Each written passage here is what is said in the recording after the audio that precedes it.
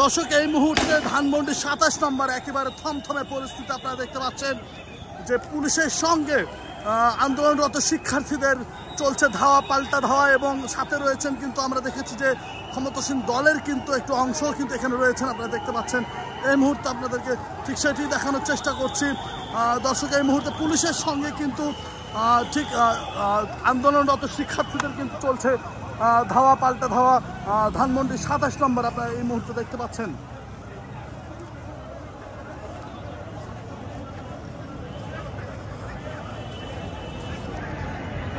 হ্যাঁ হ্যাঁ হ্যাঁ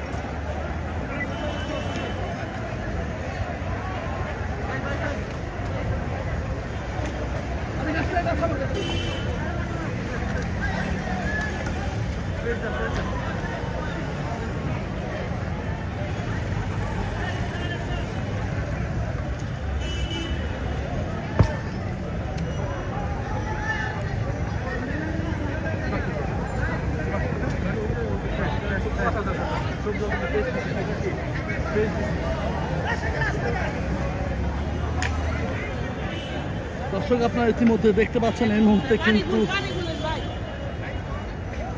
থমথমে পরিস্থিতি বিরাজ করছে ধানমন্ডি ২৭ নম্বরে।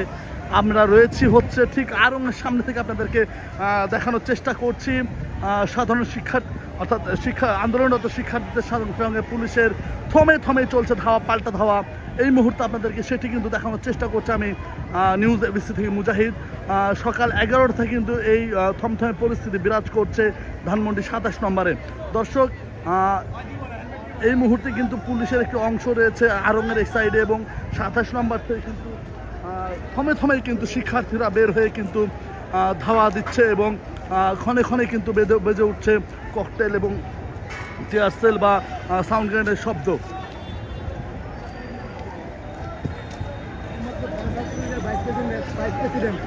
সাজ্জাদুর রহমান